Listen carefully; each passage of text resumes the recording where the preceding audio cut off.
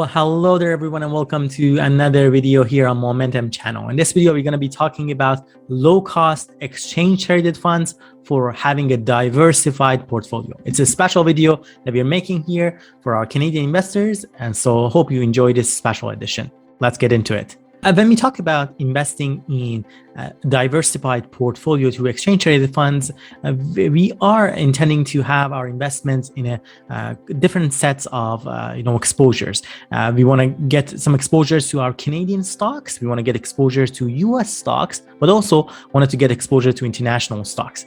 And lastly, of course, depending on your risk tolerance, you want to have potentially some exposure to fixed income investments through bonds. Before we get into it, let's just quickly provide an overview of what is meant by an exchange-traded fund for those of you who might not be familiar. An exchange-traded fund or ETF is a fund that can be traded on any exchange in the same way as a stock. The difference here is that the fund would provide you a basket of different assets. For instance, a basket of stocks without you having to actually go buy and sell a particular specific stock that way. This can, as a result, have a number of benefits. For instance, minimizing your risk, because rather than going and picking stocks individually, you're actually getting exposure to a basket of stocks. So if, for instance, one or two stocks do poorly, the chances are not the entire basket of stocks in your ETF are going to do so. While it actually is going to minimize risks, in a sense, it might also minimize your rewards, but at the same time, it's a safer way of investing in the stock market without having to hassle of stock picking. All right, as you see here, we are looking at the top 5 picks when it comes to Canadian stock ETFs. We have sorted them out by their management expense ratio, the column that you see MER. It is essentially the fee that this ETF would be charging to investors. It is underlying costs associated with that. So the lower the fee, of course, the better in the longer term. On top of our list, we have VCN. It is FTSE Canada All Cap Index ETF, and a number of other details that we are providing to you. We are providing a detail of the latest distribution yield. It's similar to the dividend yield, but for ETFs, we call it as distribution. And also the number of holdings. So by buying this ETF, how many different holdings, in this case, how many different stocks, Canadian stocks, are you getting exposure to? In this case, for VCN, it covers 180 different Canadian stocks as part of its holdings, and the assets under management here, the AUM, is $4.2 billion in Canadian dollars. The higher this assets under management, that just suggests that there's a larger number of investors who've bought into this kind of ETF. Next on our list, we have ZCN. It has a distribution yield of 2.75%. In terms of assets under management, it has 6.8 billion Canadian dollars assets under management. And in terms of the fee, the management expense ratio here is at 0.06%. And the number of holdings here is at 237 Canadian companies. Just to put things into perspective, the management expense ratio here is really decent and small. If you were to invest, hypothetically speaking, $10,000 into ZCN, or any of these, let's say, ETFs for this matter, management expense ratio of 0.06% would mean in a year you would pay only $6. So $6 in fee for $10,000 invested. That's, in my book, considered to be a very small fee for getting exposure to, let's say, 237 different stocks through this way without having to go and buy and pick and choose different stocks. Keep that in mind, how low these fees are as we are handpick these specific ETFs for you here. Next on our list, we have 𝐋𝐈𝐖𝐊 or iShares Core S&P Toronto Stock Exchange Capped Composite Index ETF. Again, provides exposure to 234 Canadian stocks with $9.2 billion Canadian in assets under management. It has a similar management expense ratio of 0.06%, and the distribution yield here is at 2.58%. Next on our list, we have Horizons S&P TSX 60 Index ETF with ticker symbol HXT. It does not have a distribution yield at this time, and the asset under management for HXT is at $2.7 billion. The management expense ratio for HXT is at 0.07%, and it has 60 holdings as the name suggests, is for Toronto Stock Exchange 60. Keep in mind that the management expense ratio for HXT is currently lower because they are offering actually a rebate of 0.03%. It is a promotional rate and currently it is available. Next, we have ZLB or BMO Low Volatility Canadian Equity ETF.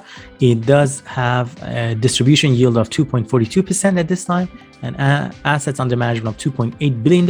And its management expense ratio is definitely higher than the rest of the bunch at 0.39%. The number of holdings for ZLB is at 47. Moving on, let us take a look at our selections and picks for US stocks and companies. In our ETFs, we have the top 5 listed here. On top of the list, the one with the lowest management expense ratio is 𝐿𝐋𝐈𝐿 or iShares Core S&P US Total Market Index ETF. It has a distribution yield currently at 0.84%. And the assets under management for 𝐿𝐋𝐈𝐿 is at $2.1 billion. And the number of holdings here is 3,707 different US stocks as part of 𝐿𝐋𝐈𝐿. Next on our list, we have VFV or S&P 500 Index ETF. This ETF allows you to get exposure to US 500 S&P 500 index, and as a result, in investing in 507 different US companies or holdings. The management expense ratio here is at 0.08%, and the assets under management is at $5.6 billion. The distribution yield for VFV is at 1.04%. VFV is definitely among one of the common ETFs for Canadian investors interested to getting exposure to US stocks. The next on our list, again, is another very popular one, judging by assets under management, is ZSP or BMO S&P 500 Index ETF. It has a distribution yielding 1.16%, and the management expense ratio is at 0.09%. The number of holdings for ZSP is at 510 holdings. Next on our list, we have VSP, which is very similar to VFE. The main difference is the fact that it has been actually hedged for Canadian dollars. So S&P 500 Index ETF, Canadian dollars hedged. Distribution yield is similar to VFE. For VSP, the distribution is also at 1.04%. It has assets under management of $1.8 billion and management expense ratio of 0.09%. The number of holdings here is at 507 holdings. Lastly, we have VUN or US Total Market Index ETF. As a result of that, giving you exposure to a lot more companies and stocks. The number of holdings here is at 3,980 different holdings. The management expense ratio is slightly higher at 0.16%, and the assets under management is at $4.6 billion. The distribution yield for VUN is at 0.93%. What that means is that if you invest $10,000 in a year, you can expect to get back $93 in dividend distribution.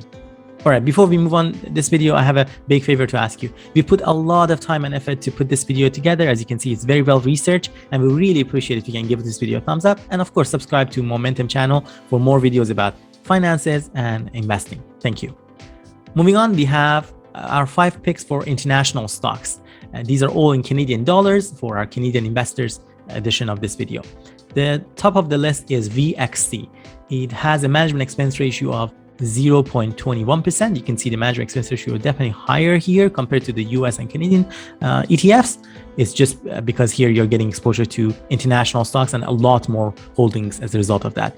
VXC is FTSE Global All Cap X Canada Index ETF. It does pay a distribution yielding 1.26%, and its annual its asset under management is at 1.3 billion Canadian dollars. It has closer to 11,100 actually holdings as part of this ETF. Next on our list, we have 𝐿𝐋𝐈𝐿 or iShares Core MSCI All Country World X Canada Index ETF. It has 9,342 holdings. Its management expense ratio is at 0.22%, and assets under management is at $1.8 billion. It does pay a distribution, yielding annually at 1.34% at this time. Next on our list, we have XEF or iShares Core MSCI EAFE IMI Index ETF. Distribution is higher at 2.56%. Assets under management is at $5.6 billion, which is the highest among these ETFs for international stocks we're reviewing. And its management expense ratio is at 0.22%. The number of holdings under XEF is at 2,663. Next on our list, we have VIU or FTSE Developed All Cap X North America Index ETF. It does pay its distribution yielding at 2.19%. It has $2.6 billion assets under management, and its management expense ratio is at 0.22%. The number of holdings for VIU is at 3,815. Lastly, we have another Vanguard ETF. It's FTSE Emerging Markets All Cap Index ETF with a distribution yield of 1.68%, with $1.6 billion assets under management and a management expense ratio of 0.24%. The number of holdings for VEE is at 5,235. And lastly, to just give you a little bit more exposure to less risky, less volatile investment options, we are looking at the top fixed income ETFs.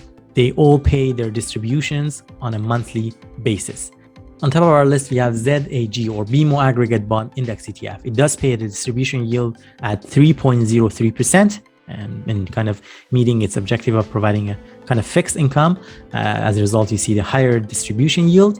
It has $6.1 billion assets under management and has a management expense ratio of 0.09%. Here, the number of holdings include 1,403, which are actually including bonds, including federal, provincial bonds, as well as corporate bonds.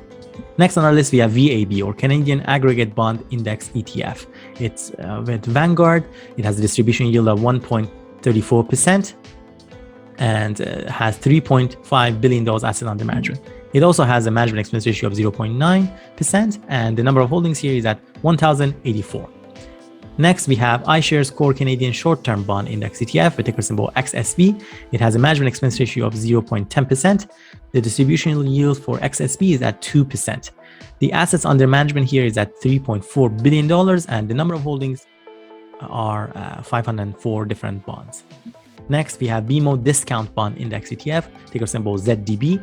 It does pay its distribution, yielding 2.15%. These distribution, as I mentioned, for all of these fixed income ETFs are paid monthly. The assets under management for ZDB is at $1 billion. Management expense ratio is similarly at 0.10%, and number of holdings is 212. And lastly, we have VSB or Canadian Short-Term Bond Index ETF offered by Vanguard. Here we have a distribution yielding at 2.08%.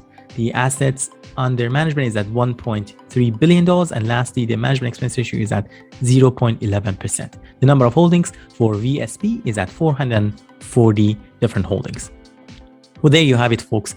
A quick look at 4 different exposures, including Canadian stocks ETFs, US stocks ETFs, international stocks ETF, and lastly, fixed income ETFs. Depending on your risk tolerance, you might have different exposures and different asset allocations when it comes to how much of exposure you want to have to various categories, whether Canadian, US, international, or fixed income. And it really depends on your risk tolerance. It also depends on your age and how close you are to your retirement age. Be sure to do your research before buying into any of the ETFs that we've discussed on this video, or any ETF or stock for that matter.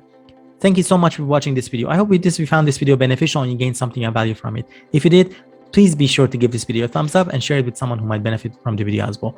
Of course, don't forget to leave us a comment and let us know if you are invested in any of these ETFs or any other ETFs that you are currently investing in. We would love to hear from you. And don't forget to subscribe to Moementum channel. Here on Moementum Finance, we post every week several videos about investing in the stock market and ways to reach financial freedom. Thank you, and we hope to see you next time.